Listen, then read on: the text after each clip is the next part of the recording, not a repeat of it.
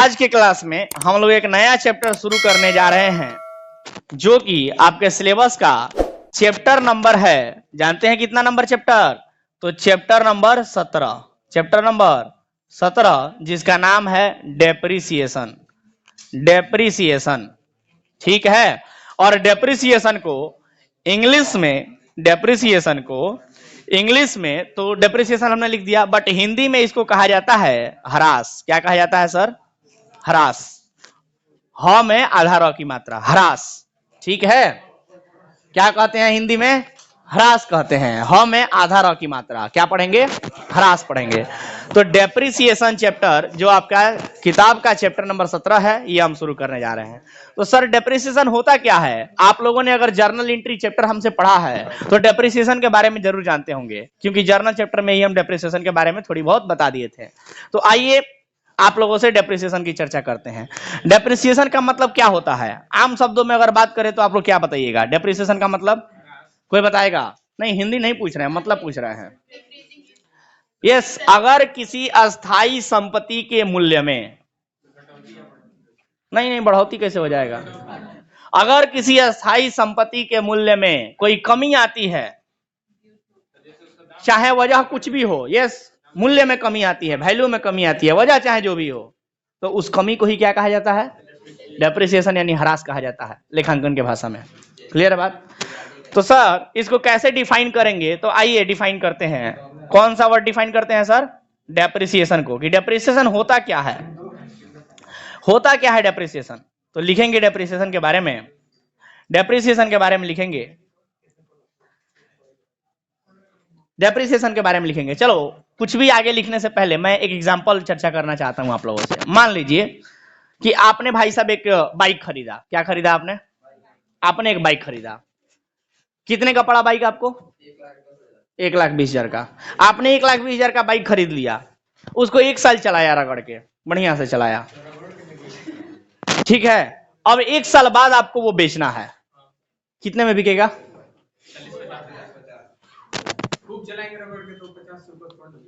मान लीजिए 50,000 60,000 में बिक जाएगा। 1,20,000 का बाइक है भाई, है ना। मतलब आप कहना चाहते हैं कि सर 1 साल हम उसको यूज कर लिए तो उसका वैल्यू क्या हो गया? यस, उसका वैल्यू क्या हो गया? घट गया, कम हो गया। तो 1,20,000 का आपने बाइक खरीदा था और 1 साल बाद, 1 साल बाद उसका वैल्यू कितना रह गया है? 50,000, यानी 50,000 में वो बिकेगा। तो सर कितने रुपए से कम हो गया?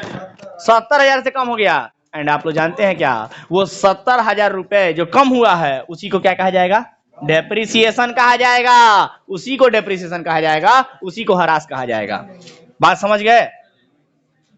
और क्या ये अचानक से, आप लोगों से हम पूछें, क्या ये डेप्रिसिएशन जो है, ह्रास जो है, अचानक से लग गया क्या? नहीं सर, धीरे धीरे। 1 साल आप चलाए हैं ना, रोज रोज रोज रोज रोज रोज चलाए हैं, पूरा महीना दिन, 2 महीना, 6 महीना, 8 महीना, 10 महीना, 12 महीना, तब जाके ना धीरे धीरे उसका वैल्यू कम हुआ है। आगे एक ही दिन में वैल्यू कम हो गया, धीरे धीरे वैल्यू कम हुआ है। तो कहने का मतलब डेप्रिसिएशन जो है वो एक दिन में नहीं लगता है, बल्कि डेप्रिसिएशन एक धीरे धीरे होने वाली प्रक्रिया है, प्रोसेस है, ठीक है। ग्रेजुअल रिडक्शन होता है, धीरे धीरे होता है। तो लिखेंगे इसके बारे में, डेप्रिसिएशन के बारे में। फटाफट लिखना शुरू करेंगे मेरे साथ सभी लोग, बोर्ड पर देखेंगे ध्यान से, और बातें नहीं होनी चाहिए, दोबारा से नहीं कहेंगे हम। लिखेंगे depreciation means, depreciation means, depreciation means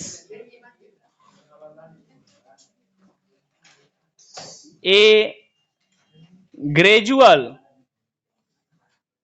reduction, gradual reduction, reduction का माने वैल्यू घटना, ग्रेजुअल रिडक्शन और लॉस, ग्रेजुअल रिडक्शन और loss in the value of, in the value of a fixed assets, in the value of a fixed assets, यानी किसी अस्थाई संपत्ति में, ड्यू टू, क्यों सर? ड्यू टू क्यों होता है सर? वियर एंड टियर, अरे उसको यूज करने से, वियर एंड टियर, उसमें घिसावट आने से, है कि नहीं? यूजिंग अप, उसको यूज करने से, एक्सीडेंट के वजह से, बहुत सारे कारण हो सकते हैं ना जी, एक्सीडेंट के वजह से, ऑब्सोलेंस के वजह से। ऑब्सोलेंस का मतलब होता है ट्रेंड से बाहर हो जाना। कोई चीज जब ट्रेंड से बाहर हो जाती है ना तो लोग उसका डिमांड नहीं करते हैं, क्योंकि सबको क्या चाहिए, नया ट्रेंड वाला चाहिए। ऑब्सोलेंस, जैसे ब्लैक एंड व्हाइट टीवी खत्म हो गया, अब आपको 5,000 में कोई ब्लैक एंड व्हाइट टीवी देगा तो लेंगे क्या आप? नहीं लेंगे, ट्रेंड से खत्म हो गया, ऑब्सोलेंस हो गया, है कि नहीं। इफ्लक्शन ऑफ टाइम, किसी चीज का समय खत्म हो गया, इफ्लक्शन ऑफ टाइम, इफ्लक्शन ऑफ टाइम। और permanent fall, permanent fall in the market value, in the market value. इतने सारे वजह हो सकते हैं, इतने सारे वजह हो सकते हैं, और इनके अलावा भी और तमाम वजह हो सकते हैं। किसके सर? डेप्रिसिएशन के, जिनके वजह से किसी अस्थायी संपत्ति का वैल्यू जो है वो कम हो जाता है। क्लियर है बात? तो डेप्रिसिएशन क्या है? एक ग्रेजुअल डिक्रीज और loss in the value of fixed assets, एक परमानेंट ग्रेजुअल यानी धीरे धीरे होने वाला लॉस है, जो किसमें होता है? अस्थायी संपत्तियों में होता है। क्यों होता है ये सर? क्यों ये लॉस धीरे धीरे अस्थायी संपत्तियों में होता है? वियर एंड टियर की वजह से, यूज करने की वजह से, एक्सीडेंट की वजह से, ट्रेंड से खत्म हो जाने की वजह से, या टाइम उसका खत्म हो जाने की वजह से, या परमानेंट मार्केट में वैल्यू गिर गया, वो वैल्यू कभी बढ़ नहीं सकता है। ऐसे तमाम वजह हो सकते हैं किसी भी अस्थायी संपत्ति के मूल्य में कमी आने का। ठीक है, तो ये है आपका डेप्रिसिएशन का डेफिनेशन। ठीक है, चलिए सर आपको बता दें कि डेप्रिसिएशन हर तरह के किस पे लगता है सर? एसेट पे लगता है, फिक्स एसेट पे लगता है ना सर? फिक्स एसेट पे लगता है। तो आपको चलिए हम इसके फीचर्स के बारे में चर्चा करते हैं और फिर इसमें कुछ इंपॉर्टेंट चीज बताएंगे। यस, ध्यान दीजिए। अगला हेडिंग हमारा क्या होगा? अगला हेडिंग हमारा क्या होगा? फीचर्स। अगला हेडिंग क्या होगा? Features. Features of depreciation, features of depreciation, यानी डेप्रिसिएशन यानी ह्रास लगने के फीचर्स, यानी कि विशेषताएं क्या क्या हैं, माने क्या क्या हैं विशेषताएं। अगर हम लोग पूछें डेप्रिसिएशन के तो सबसे पहले लिखेंगे विशेषताओं में, सबसे पहले विशेषता लिखेंगे पहला number, depreciation denotes, depreciation denotes and depreciation क्या इंडिकेट करता है? ए ग्रेजुअल और परमानेंट, ए ग्रेजुअल यानी धीरे धीरे, और परमानेंट यानी हमेशा होने वाला, ग्रेजुअल और परमानेंट, ग्रेजुअल और परमानेंट, ग्रेजुअल और permanent and continuous fall, and continuous fall, यानी कि हमेशा होने वाला, हमेशा गिरने वाला। जो प्राइस है, जो वैल्यू है, वो प्राइस या वैल्यू एक ही बार में नहीं गिर जाता है अचानक से, बल्कि धीरे धीरे, हमेशा, कंटिन्यूअस, परमानेंट, ग्रेजुअल यानी धीरे धीरे गिरते रहता है वैल्यू उसका। ठीक है, in the value of fall, in the value of, in the value of fix assets, in the value of fixed assets. Fix asset के वैल्यू में हमेशा गिरावट आते रहती है। डेप्रिसिएशन इस चीज को इंडिकेट करता है। बट आपको बता दें, मजे की बात जानना चाहेंगे आप लोग? मजे की बात जानना चाहेंगे तो जानिए, डेप्रिसिएशन हर अस्थायी संपत्ति के वैल्यू को कम करता है, हर तरह के अस्थायी संपत्ति के वैल्यू को कम करता है। लेकिन आप लोग जानते हैं क्या? जमीन, लैंड, जमीन एक संपत्ति का नाम है, जानते हैं ना? और जमीन ऐसी संपत्ति है जिसका वैल्यू कभी भी नहीं घटता है। सोना का वैल्यू घटता है, सोना का वैल्यू घटते रहता है, बढ़ते रहता है, लेकिन जमीन का वैल्यू कभी नहीं घटता है, हमेशा बढ़ेगा। जमीन का वैल्यू कभी नहीं घटता है sir. Land is a scarce resources, land जो है, जमीन है, वो सबसे ज्यादा स्केयर्स यानी कि जरूरत ज्यादा है और जमीन है कम। ठीक है, इसलिए जमीन की वैल्यू हमेशा बढ़ते रहती है। और जमीन को आप लोग, यानी लैंड को आप लोग क्या कर सकते हो? एक्सेप्शन में रख सकते हो, एक्सेप्ट, लैंड। जमीन क्या हो गया? एक्सेप्शन हो गया, अपवाद हो गया सर। जमीन अपवाद में आएगा। जमीन का वैल्यू कभी भी नहीं घटता है, हमेशा बढ़ते रहता है। जमीन का वैल्यू कभी भी नहीं घटता है, हमेशा बढ़ते। जानते हैं इसका वजह क्या है? वजह बड़ा सिंपल है। क्योंकि किसी भी अस्थाई संपत्ति का वैल्यू इसलिए घटता है क्योंकि उसका जीवन फिक्स है, ये इतने समय तक चलेगा। लेकिन जमीन का कोनो लाइफ टाइम नहीं है। जमीन का कोई जीवन है क्या? आप रहेंगे चाहे नहीं रहेंगे, जब तक ये धरती रहेगी तब तक जमीन रहेगा। और आप ऐसा नहीं कह सकते हैं कि धरती नहीं भी रहेगी तब भी हम रहेंगे। ऐसा कह सकते हैं? नहीं कह सकते हैं। इसलिए हम बताना चाहते हैं कि सर जमीन तो हमेशा रहेगा, जमीन का कोई लाइफ टाइम ही नहीं है। जमीन जो है वो सर मतलब उसका कोई लाइफ टाइम ही नहीं है, वो अनंत काल तक, जब तक ये धरती रहेगी तब तक जमीन रहेगा। समझ गए बात?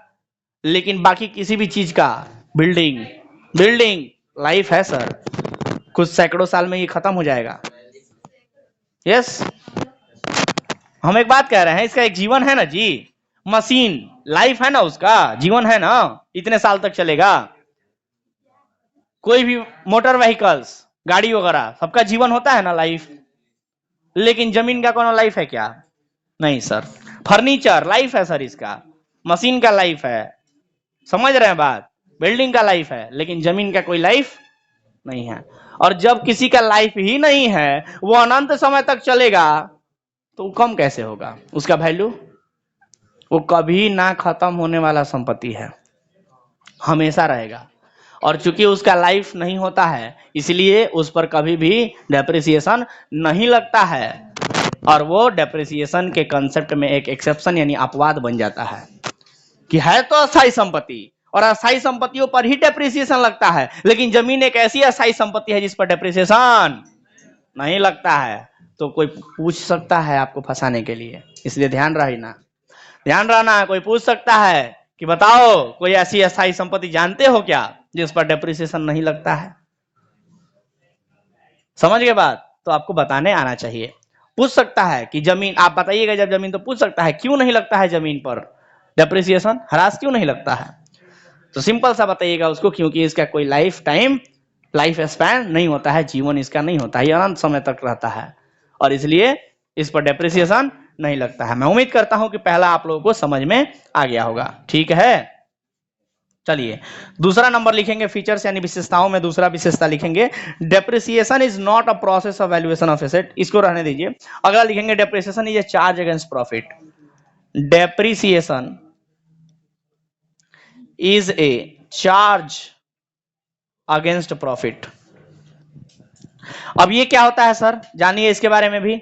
मतलब डेप्रिसिएशन जो है वो प्रॉफिट पर एक तरह का चार्ज है, यानी भार है। डेप्रिसिएशन लाभ पर भार है, प्रॉफिट पर चार्ज है। क्या मतलब होता है सर? मतलब बिजनेस में प्रॉफिट हो चाहे नहीं हो, डेप्रिसिएशन तो लगेगा ही लगेगा। अरे जिसका संपत्ति, जो संपत्ति आप यूज कर रहे हो, उसका वैल्यू तो कम होना ही होना है। आप बिजनेस में प्रॉफिट कमाए चाहे नहीं कमाए, क्या फर्क पड़ता है उसको? लॉजिक समझ गया क्या? बिजनेस में आपने प्रॉफिट कमाया कि नहीं कमाया, उससे आपके संपत्ति के वैल्यू होने का कोई रिलेशन है? आपका संपत्ति तो कम होगा ही होगा, मतलब कम होने का मतलब वैल्यू, उसका वैल्यू कम होगा ही होगा, क्योंकि आप उसको यूज कर रहे हो, उस समय के साथ कम होगा वैल्यू।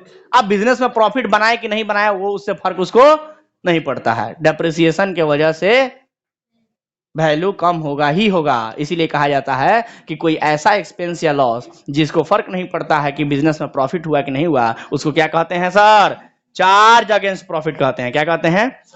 चार्ज अगेंस्ट प्रॉफिट कहा जाता है। समझ गए बात? बहुत इंपॉर्टेंट वर्ड है, 12th में ये वर्ड सबसे इंपॉर्टेंट रहता है। इस बार तो 5 नंबर के एग्जाम में 5 नंबर के क्वेश्चन में आ गया था ये, चार्ज अगेंस्ट प्रॉफिट को एक्सप्लेन करने के लिए 5 नंबर या क्वेश्चन 12th में आ गया था ये बोर्ड एग्जाम में। चलिए, तो हमने कहा कि कोई ऐसा एक्सपेंस या लॉस जिसको फर्क ना पड़े कि बिजनेस में प्रॉफिट हुआ कि नहीं हुआ, ऐसे एक्सपेंस या लॉस को चार्ज अगेंस्ट प्रॉफिट कहा जाता है। और 12th में इसके बारे में डिटेल में पढ़ना भी है, पढ़ाएंगे, डोंट वरी। 12th के पहले के चैप्टर में दिया है, पार्टनरशिप चैप्टर के पहले के चैप्टर में इसको एक्सप्लेन किया है बढ़िया से, डिफरेंस वगैरह भी बताया है। चलिए सर आगे बढ़ते हैं। तीसरा टॉपिक, तीसरा नंबर फीचर हम लोग लिखेंगे, depreciation is a non cash expense. Depreciation क्या है? नॉन कैश एक्सपेंस है। अब ये क्या होता है sir? Depreciation is a non cash expense, non cash. अब ये क्या आइटम है भाई? Non cash expense. मतलब कि डेप्रिसिएशन लगने की वजह से आपके पास से कैश नाम का एसेट नहीं जाता है। कैश नाम का एसेट जाता है क्या? कैश नाम का एसेट नहीं जाता है, बल्कि आपका जो संपत्ति है, अस्थाई संपत्ति, उसका वैल्यू कम हो जाता है। कैश तो जितना था उतना ही है आपके पास, कैश में थोड़ी कोई परिवर्तन आएगा, तो इसीलिए कहते हैं नॉन कैश है। लेकिन एक्सपेंस है, लॉस है ना जी, डेप्रिसिएशन एक्सपेंस लॉस है ना, लेकिन उसकी वजह से कैश नहीं कम होता है आपका, उस संपत्ति का वैल्यू कम होता है जिस पर डेप्रिसिएशन लगेगा। तो ये क्या हो गया? एक नॉन कैश एक्सपेंस हो गया। ये भी एग्जाम में लोग पूछते हैं टॉपिक, बताओ कोई नॉन कैश आइटम जानते हो क्या? तो बताइएगा, depreciation is a non cash item. ठीक है, चलिए चौथा नंबर लिखेंगे हम लोग। डेप्रिसिएशन में भी, डेप्रिसिएशन जो है, डेप्रिसिएशन के बारे में लिखेंगे, डेप्रिसिएशन के बारे में लिखेंगे। Depreciation always computed, it is always computed, यानी कि हमेशा इसका जो कैलकुलेशन है कंप्यूटेड, इसका जो कैलकुलेशन है इन ए सिस्टमैटिक तरीके से होता है। सिस्टमैटिक, ये नहीं कि जब जितना मन करे आप लगा दीजिए डेप्रिसिएशन, ऐसा नहीं होता है। एक सिस्टमैटिक तरीका होता है, आपको सिखाएंगे हम सिस्टमैटिक तरीके से कैसे डेप्रिसिएशन लगाया जाता है। वो तरीका आपको सिखाएंगे हम अभी, जब प्रैक्टिकल हम लोग शुरू करेंगे इसमें, तो थ्योरी के बाद। तो always systematic and rational manner, rational, rational manner. एक रेशनल मैनर का मतलब एक लॉजिकल मैनर में होता है। ये नहीं कि जब आपको जैसे मन कर रहा है डेप्रिसिएशन लगा रहे हैं, उसके पीछे लॉजिक भी होना चाहिए। ठीक है कि हाँ इतना परसेंट हमने डेप्रिसिएशन लगाया है, या इतना अमाउंट हमने संपत्ति का कम किया है, ठीक है, अगले साल भी इतना होगा या इतना होगा, ये आपको लॉजिक देना पड़ेगा, है ना। ये नहीं कि चलो इस साल इतना लगा लेते हैं, अगले साल इतना लगा लेंगे, ऐसे नहीं। एक सिस्टमैटिक तरीके में होना चाहिए और लॉजिकल भी होना चाहिए। ठीक है, और अगला लिखेंगे, depreciation is a must. Depreciation, depreciation is must. Must माने ये जरूरी है, लगेगा ही लगेगा, लगेगा ही लगेगा। दैट इज, इसका मतलब हुआ it is always takes place, it always takes place, it always takes place, it always takes place. ये हमेशा ही लगेगा। आप बिजनेस करिए ना करिए, बिजनेस में प्रॉफिट बनाइए ना बनाइए, सर डेप्रिसिएशन तो लगना ही है। समझ गए बात आप लोग? डेप्रिसिएशन लगेगा ही लगेगा। तो ये था आपका, इतना ही रहने देते हैं फीचर में, 5 फीचर काफी है, रहने देते हैं। और सर अगला टॉपिक हम लोग बनाएंगे depreciation and other related terms. बड़ा ही इंपॉर्टेंट, बड़ा ही इंपॉर्टेंट जो है वो टॉपिक अभी हम आप लोगों को बताने जा रहे हैं। आपके नॉलेज के प्रोस्पेक्टिव से, यानी नॉलेज के पॉइंट ऑफ व्यू से बड़ा ही इंपॉर्टेंट टॉपिक है। और टॉपिक का नाम क्या है सर? ध्यान दीजिएगा, टॉपिक का नाम है depreciation and related term. Depreciation, depreciation and, बोलिए, रिलेटेड टर्म्स, यही है ना? तो ध्यान से सुनिएगा, यानी कि डेप्रिसिएशन शब्द के बारे में तो आप लोग जानते हैं, डेप्रिसिएशन से संबंधित कुछ शब्दों को और हम बताने जा रहे हैं। यानी वो डेप्रिसिएशन से ही मिलता जुलता शब्द है, लेकिन उनका यूज, उनका इस्तेमाल जो है वो अलग अलग चीजों में किया जाता है। कौन कौन से ऐसे शब्द हैं सर? तो लिखेंगे, डेप्रिसिएशन तो आप लोग जानते ही हो, पहला नंबर डेप्रिसिएशन ही हो जाएगा। और डेप्रिसिएशन तो आप लोग जानते ही हो क्या होता है कि नहीं? पहला डेप्रिसिएशन आप लोग जानते हो, इसमें तो कोई दिक्कत नहीं है। डेप्रिसिएशन क्या होता है, कोई भी पूछेगा तो बता दीजिएगा आप लोग। तो डेप्रिसिएशन तो आप लोग जानते हो, तो इसके बारे में हम नहीं बताने जा रहे हैं। बट दूसरा जो है उसके बारे में बताएंगे। डेप्रिसिएशन से ही मिलता जुलता एक शब्द होता है डिप्लीशन। क्या होता है? डिप्लीशन। डिप्लीशन बड़ा इंपॉर्टेंट वर्ड है, जरा सुनिएगा ध्यान से। आप लोगों ने क्या सीखा है सर? डेप्रिसिएशन में क्या सीखा है कि डेप्रिसिएशन जो लगता है वो फिक्स एसेट पे लगता है। और फिक्स एसेट में भी कौन सा fix asset? Tangible fixed asset. कौन सा फिक्स एसेट? टेंजिबल। और टेंजिबल फिक्स एसेट का मतलब क्या है सर? जिसको देख सकते हैं और छू सकते हैं उसको टेंजिबल कहेंगे, जिसको देख सकते हैं और छू सकते हैं उसको टेंजिबल कहेंगे। और टेंजिबल फिक्स एसेट पर ही डेप्रिसिएशन लगता है, टेंजिबल फिक्स एसेट पर ही डेप्रिसिएशन लगता है। डेप्रिसिएशन टेंजिबल फिक्स एसेट पे ही लगता है। लेकिन सर हमारे पास एसेट्स में कुछ इंटेंजिबल नेचर के भी तो होते हैं ना, उनके बारे में बताएंगे। ये आपको कैटेगराइजेशन समझा दिए कि सर जो डेप्रिसिएशन लगता है वो टेंजिबल फिक्स एसेट पर लगता है, मतलब मूर्त अस्थायी संपत्तियों पर लगता है। किस पर लगता है? अरे बोलो ना, किस पर लगता है? मूर्त अस्थायी संपत्तियों पर लगता है, टेंजिबल फिक्स एसेट पर लगता है। लेकिन हमारे पास कुछ इनटेंजिबल नेचर के भी एसेट्स होते हैं, मालूम है ना, अमूर्त संपत्ति जिनको देखा और छुआ नहीं जा सकता है, उनके बारे में भी हम लोग जानेंगे। लेकिन फिलहाल ये डिप्लीशन आया है। डिप्लीशन क्या होता है आपको बता दें, तो जितने भी शब्द अभी हम लाइन से लिखने जा रहे हैं, ये सारे के सारे शब्द का मतलब घटना ही होता है, कोई चीज वैल्यू कम होना ही होता है। लेकिन अलग अलग संपत्तियों में, अलग अलग टाइप के संपत्तियों में, अलग अलग टाइप के संपत्तियों का वैल्यू कम होगा तो अलग अलग शब्द इस्तेमाल किए जाएंगे। जैसे जैसे मैंने कहा कि टेंजिबल फिक्स एसेट का वैल्यू कम होता है तो डेप्रिसिएशन, इनटेंजिबल होगा तो उसके लिए कुछ अलग शब्द इस्तेमाल करेंगे। ये डिप्लीशन फिलहाल आया, ये किसके लिए इस्तेमाल होता है तो सुनिएगा। आप लोग नेचुरल रिसोर्सेज को जानते हो? नेचुरल रिसोर्सेज माने प्राकृतिक संपत्ति, प्राकृतिक संसाधन, जैसे खनिज पदार्थ, नाम सुने हो, जो जमीन से निकाला जाता है, धरती के अंदर से, उसको क्या कहते हैं हम लोग?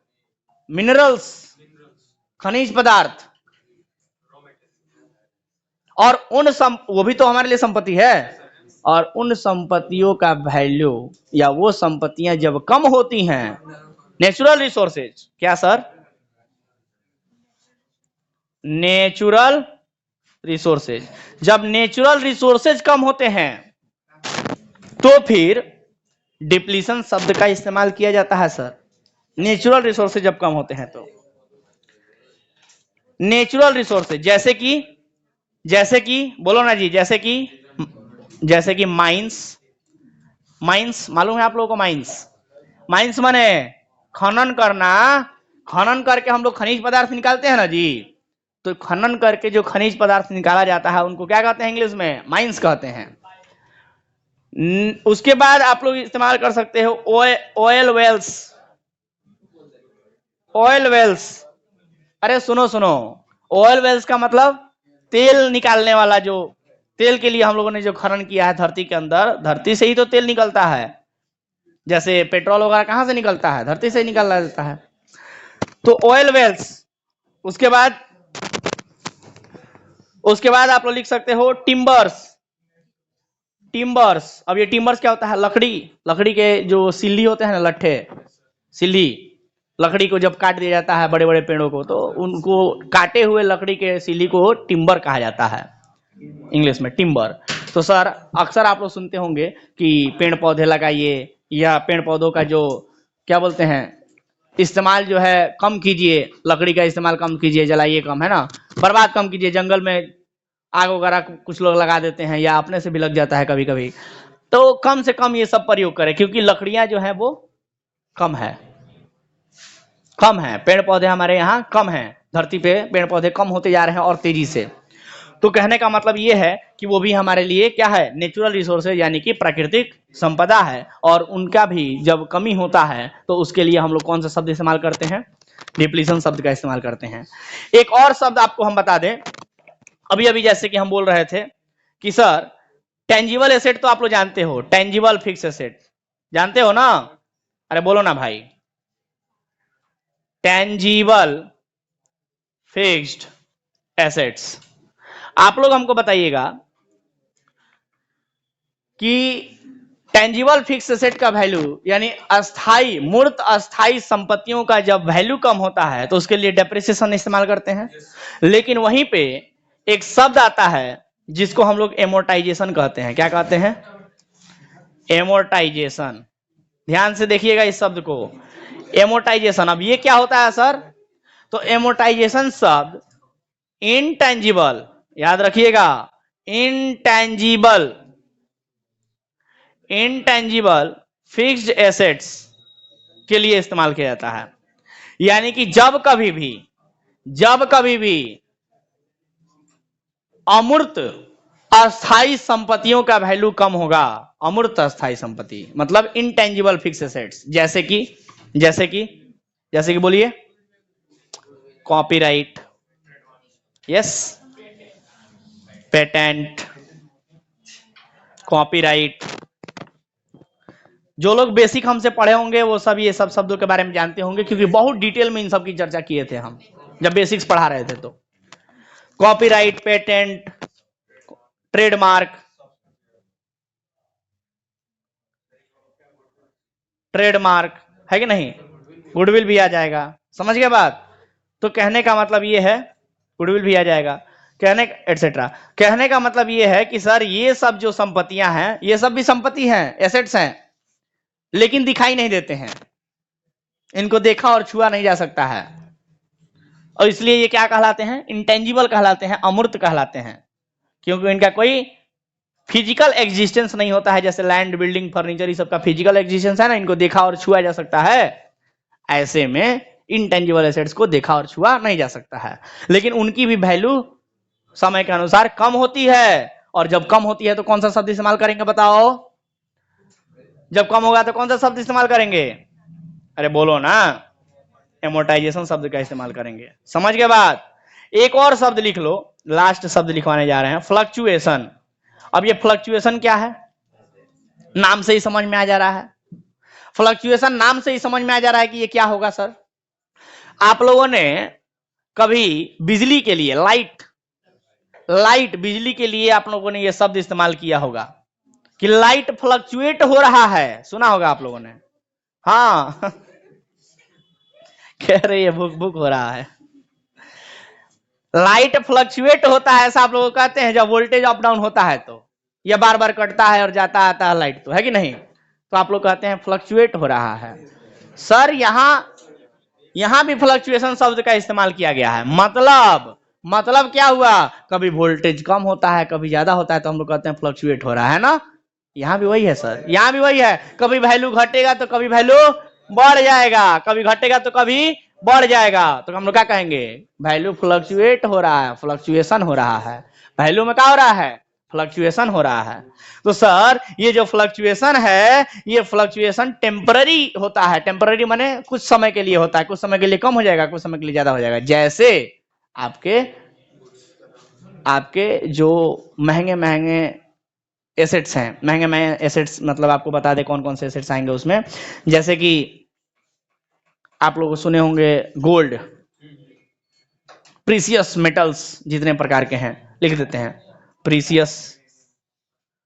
प्रीसियस मेटल्स, लाइक जैसे कि गोल्ड, समझ रहे हो, सिल्वर,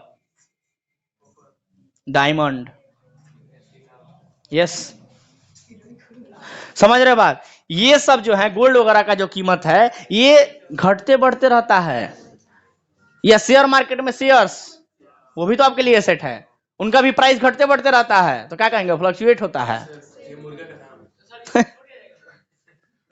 यस, फ्लक्चुएशन कहलाएगा।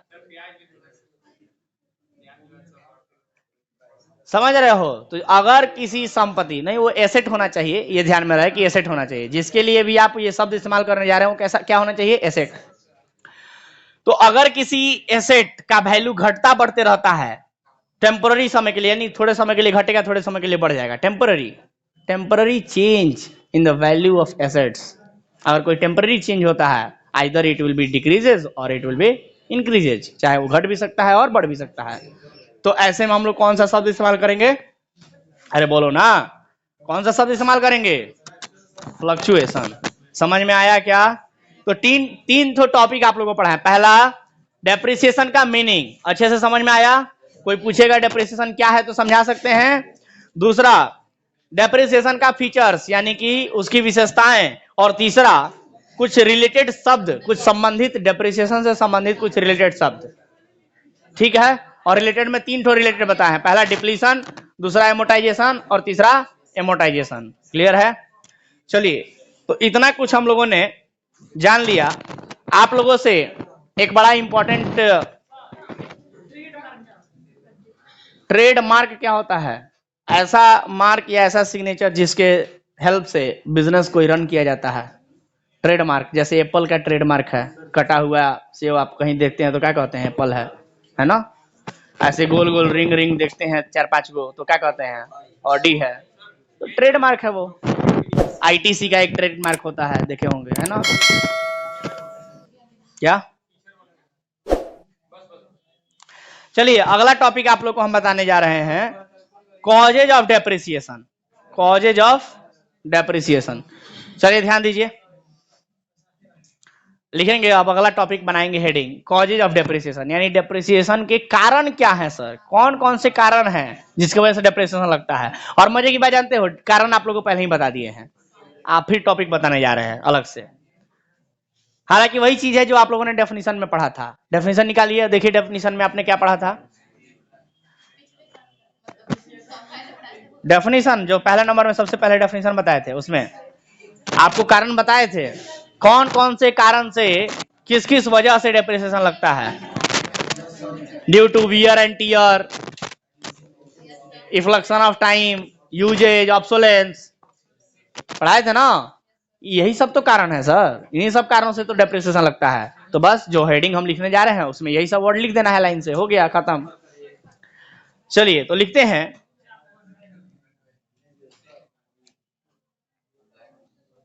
लिखेंगे अगला हेडिंग कॉजेज। अगला हेडिंग क्या होगा? कॉजेज ऑफ डेप्रिसिएशन, यानी डेप्रिसिएशन लगने के कारण बताइए। कारण, कारण कौन कौन से हैं? तो सबसे पहला कारण लिखेंगे, सबसे पहला कारण आप लोगों ने लिखना क्या है सर, आप लोग ऑलरेडी जानते हैं इसके बारे में, तो बस नाम नाम केवल लिख देते हैं, है ना। पहला हो जाएगा wear and tier. Wear and, wear and tier का मतलब होता है घिसावट आना। जैसे मान लो कि बड़े बड़े कंपनियों में बड़े बड़े मशीनें यूज होती हैं, और मशीनें रोज रोज महीनों दिन सालों भर चलता है, तो चलते चलते घिसावट आ जाती है उसमें, और घिसावट आने से फिर उनको, उनका वैल्यू जो है वो क्या हो जाता है, कम हो जाता है। तो इसी को हम लोग क्या कहते हैं, वियर एंड टियर कहते हैं। उसके बाद लिखेंगे, अगला लिखेंगे दूसरा नंबर पासेज। पासेज और इफ्लेक्शन ऑफ टाइम। फास्ट लिखा कीजिए, हम ऑलरेडी बहुत स्लो लिख रहे हैं। तीसरा लिखेंगे ऑब्सोलेंस।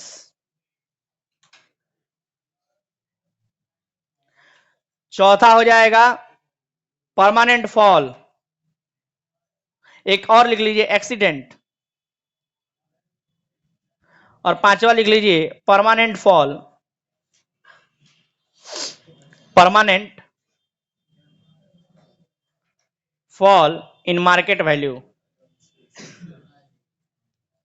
मार्केट वैल्यू में परमानेंट फॉल हो गया तो इसको भी क्या कहा जाएगा, डेप्रिसिएशन का कारण कहा जाएगा। 5 कारण काफी है। आप लोगों ने ये पांचों शब्द डेफिनेशन में ऑलरेडी पढ़ा था, डेफिनेशन पढ़ाए थे तो अभी अभी, है ना।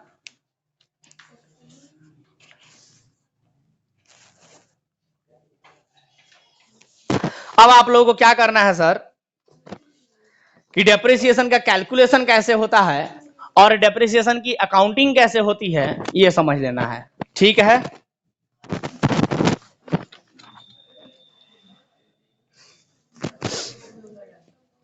हाँ जी, जोर से बोलिए। हाँ सब हो जाएगा वो कवर, अभी वहां तक नहीं पहुंचे हैं। कितने टाइप का होता है डेप्रिसिएशन का, टाइप थोड़ी होता है एक, तो टाइप नहीं ना है, मेथड है। दोनों में अंतर होता है ना, टाइप इसका थोड़ी होगा, मेथड माने डेप्रिसिएशन कौन कौन से मेथड से लगाया जा सकता है एसेट्स पर, मेथड बोलेंगे उसको। तो आपको दो ही बताया गया होगा, आपको दो ही बताया गया होगा, और पढ़ के आए होंगे तो दो ही बताया गया होगा। डेप्रिसिएशन के बहुत मेथड्स होते हैं, हाँ 8 को होता है, बहुत सारे मेथड होते हैं। आपके किताबों में खाली 11 को दिया है, उसके अलावा भी बहुत होते हैं, लेकिन उतना आप लोगों को पढ़ना नहीं है, आप लोगों को पढ़ना सिर्फ 2 है, तो चिंता ना करें, हो जाएगा।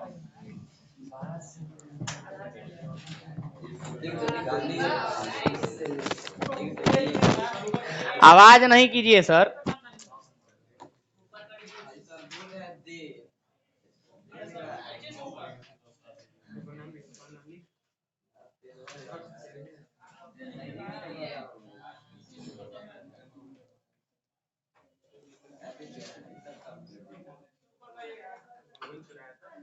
और हो गया।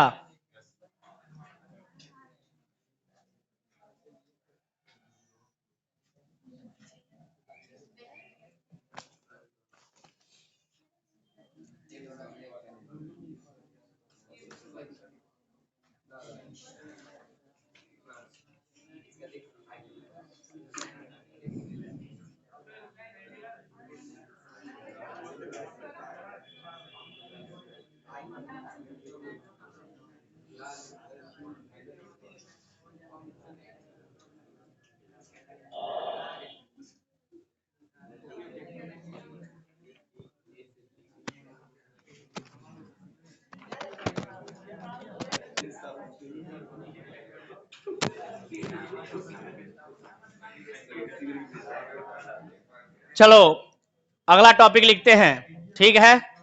लिखे क्या? अगला टॉपिक लिखते हैं,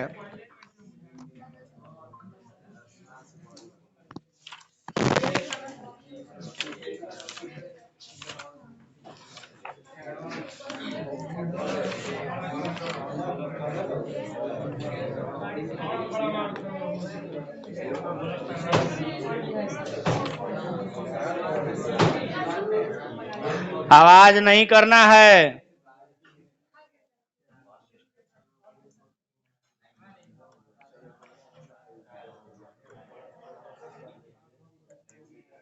आवाज नहीं करना है, चलो ध्यान दो। अगला टॉपिक हम लोग लिखेंगे calculation of depreciation. Calculation of depreciation. आवाज नहीं। कैसे होता है, कैसे होता है डेप्रिसिएशन का कैलकुलेशन सर? तो ध्यान से सुनिए। डेप्रिसिएशन निकालने के लिए हमें क्या क्या पता होना चाहिए?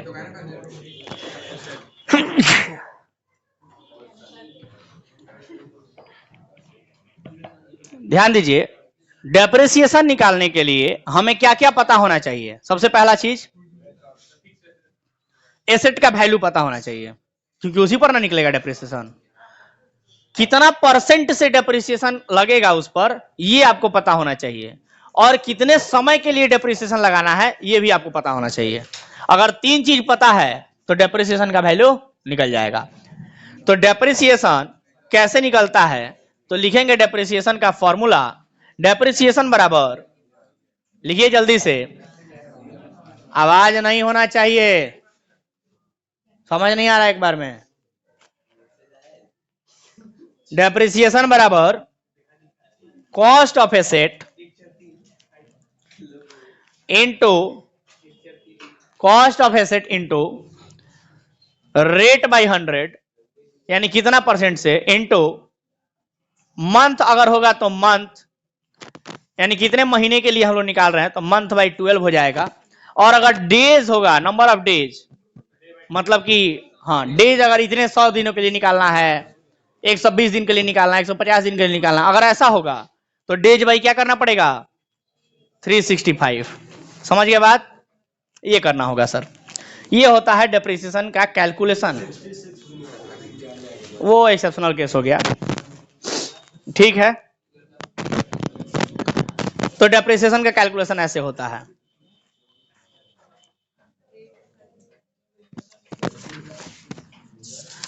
देखिए सर, अगले क्लास में अब हम लोग पढ़ेंगे डेप्रिसिएशन के मेथड्स के बारे में और अकाउंटिंग ट्रीटमेंट के बारे में, ठीक है? कि मेथड्स कौन कौन से होते हैं डेप्रिसिएशन के, और डेप्रिसिएशन का अकाउंटिंग ट्रीटमेंट यानी लेखांकन कैसे किया जाता है, ठीक है? अगले क्लास में पढ़ेंगे कि ढेर सारे मेथड्स में से हमें कौन कौन से पढ़ने हैं और उनका कैलकुलेशन कैसे होगा। देखिएगा, मजा आएगा, मजेदार तरीके से बताएंगे, है ना? और फिर हम लोग अगले क्लास में ही क्वेश्चन बनाना शुरू कर देंगे, ठीक है? तो अगला क्लास बहुत ही ज्यादा इंपॉर्टेंट रहने वाला है, बहुत ज्यादा इंपॉर्टेंट होने वाला है, ठीक है? तो चलिए इसको लिख लीजिए। मेरे तरफ से आज के लिए इतना ही रहने देते हैं। मिलते हैं आप लोगों से अगले क्लास में, तब तक के लिए टाटा बाय बाय, धन्यवाद।